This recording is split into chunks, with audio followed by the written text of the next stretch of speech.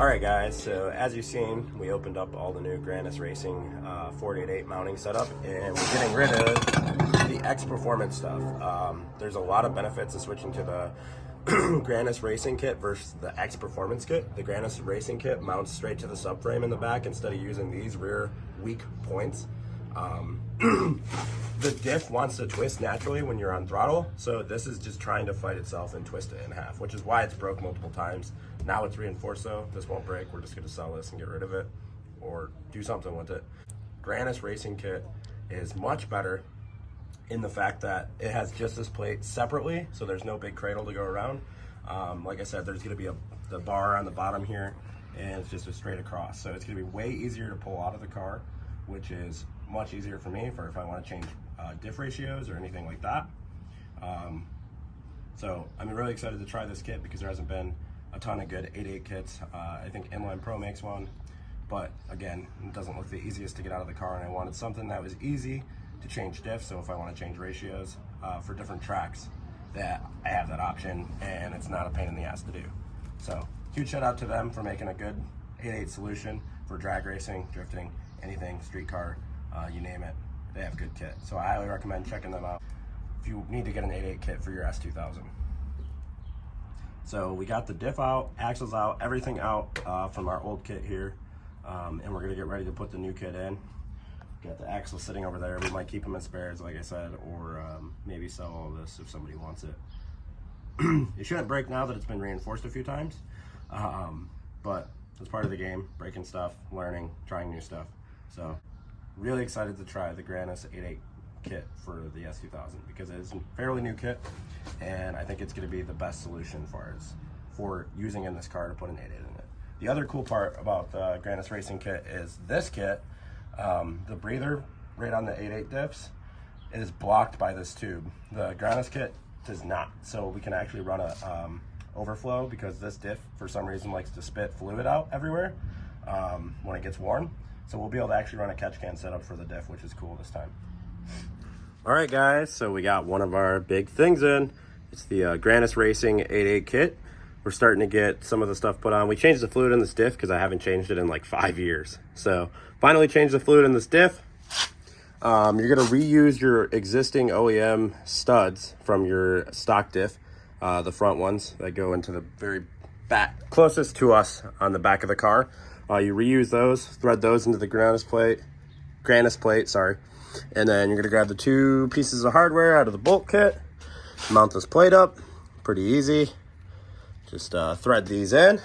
All right guys, so next thing we're gonna do is we're gonna get these pieces of hardware, these bolts with a little tab on it, into the subframe for how it mounts and the crescent moons. I got this one in. You just feed it through that hole. I'll show you guys that side over here. So you just put the bolt up in, fits barely, start feeding it, push up, drops in. You're ready to go. The crescent moon will go on here. We'll get the other pieces on here in a minute.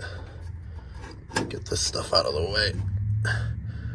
Just wanted to show you guys that. A little confusing maybe to find where this goes, but that's where those go. And then when you try to turn it, it hits on the subframe so it doesn't spin, which is cool. So next thing we got to do after we just drop these bolts into the subframe is we got to pull this rear subframe bolt out. I actually got this back brace kind of sitting on the subframe, the tubes, but we got to get these bolts out because this is gonna hold this rear mounting section up for the diff. So it's a 17 mil. Let's get those out right now. I'm gonna use an impact. Probably won't be able to film this at the same time, maybe.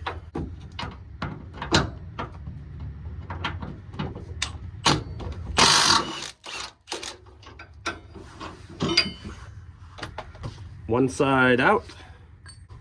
All right, so now bolt the subframe. Bolts are out on both sides, so we can set this up in place. We're gonna thread this first one, which you gotta put the crescent, this little C piece sits right in there because this is spaced up higher. So you want this to sit flat, therefore this must sit on here to help keep this plate sit flat on the subframe. So make sure you have that correct or it will not sit flat and you'll want to tweak it. All right, next up, We're gonna grab these new subframe bolt replacements. It's gonna go, sorry, it's hard to get a good camera angle.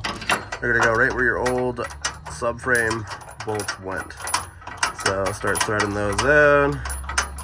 Get the other one somewhere underneath me. Go over here. Same thing. Start threading it in. Get it started. And this will not mess with your alignment because you're only undoing 2 subframe bolts. So it's not a big deal. It's not going to move the subframe at all. But let's get these tightened up the rest of the way. And then it should be ready to get the diff in. So one of the big benefits of this mounting style compared to any of the other companies is it has this massive bar that is extremely strong, mounts to the back of the subframe instead of using these puny little holes. So I don't know about you guys, but I pull the diff out of my car quite often to change ratios and stuff for the track. But these holes are just a tube with a little bit of threaded metal. The threads pull out of these. I've had to helicoil all of them, but I think 1. So these are problematic in my opinion, and just also not as strong of a design because the little bit, I'd say it's a 1/4 inch maybe of material in there that's threaded only, that's holding the front of the diff up, whereas this is gonna have a through bolt now for the pucks, and it has this massive bar connecting to the center of the subframe that's actually on the square tube part of it. It's just a way overall better design than any of the other 8.8 mounting setups, in my opinion. Definitely the best for heavy abuse or daily driving, anything. Honestly, this is just a way better solution, and it looks like it's going to be 10 times easier to put in than any of the other diff setups. So I'm really excited about that because I'll just be able to drop the diff. You unbolt these, literally slide it back out of this, and you'll be able to have the diff out probably 30 minutes or less. So that's super exciting in my opinion. I'm also gonna put the pull these stubs out, which is super easy. I always just take a pry bar and just tap them. Sometimes they can get stuck, but usually it's that easy. You just tap them out like that. But I have to lift one side of the diff because it's balancing on the jack stands right now.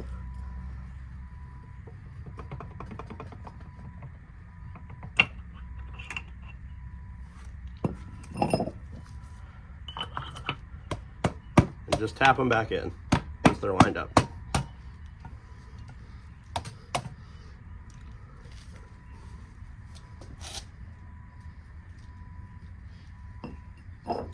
Do the same thing for the other side.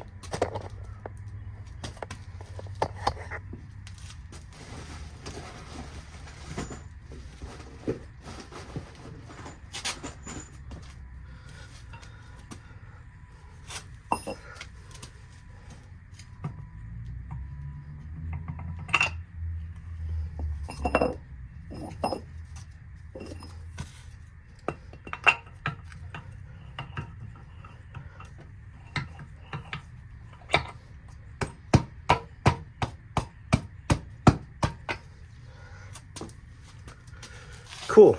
We got now a set of spare ones because they are the exact same. But we'll put fresh ones in and keep the old ones as spares.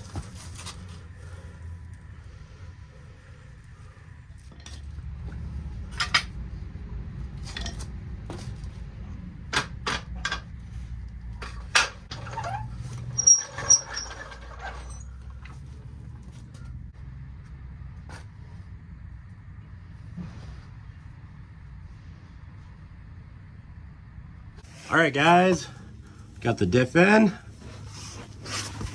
all mounted up, drive shaft bolted back up. So I did learn it's best to leave this all unbolted on both sides, push back, get the diff slid up into the back mounts right here, the rear mounts, slide it into there first, and then hook this up to the subframe, bolted up to here. That was the easiest way. I tried to have this bolted up first, slide it in. It was just too tight a clearance. So I highly suggest doing it the way I just said, with these unbolted, pushed back, slide the front studs into the front rear cover, rear diff mounts, and then bolt this up, bolt that up, bolt your drive shaft up. But man, I'm really excited. There's so much more room around the diff, which is awesome. We probably can run a catch can now for the diff because these 8.8s like to to blow diff fluid all over when they start getting hot. So we're gonna try to do a catch can setup.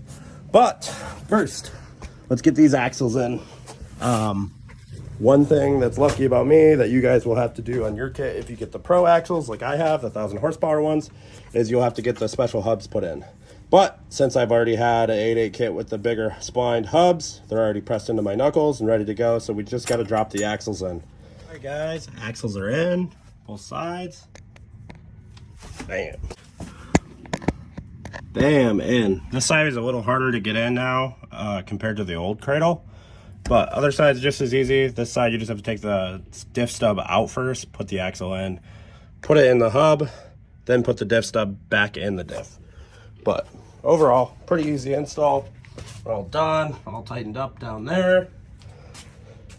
I think we're gonna raise the car a little bit. I wanna get a little more suspension travel. So one of the other things that it's highly recommended to do is a diff catch can. So we put this diff catch can in the trunk area.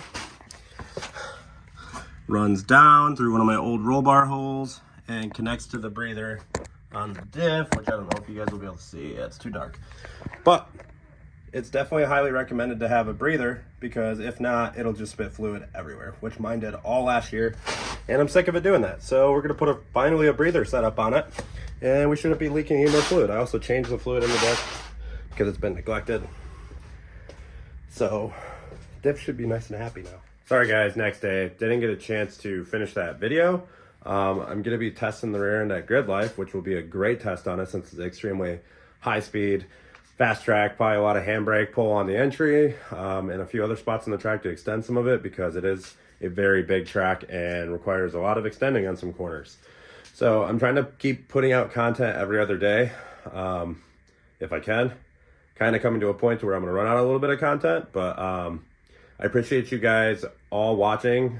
If you guys could subscribe, that would be fantastic. I've had a big pickup in views and subscribers in the last couple weeks here, and it's honestly been extremely motivating. So I'm going to continue to try to make good content. I have some really cool stuff to show you guys coming here soon at Grid Life and coming up to Grid Life. Lots of awesome new content we'll be able to make, and I think some stuff you guys will be super excited about. So I just wanted to say thank you so much again for all the support always.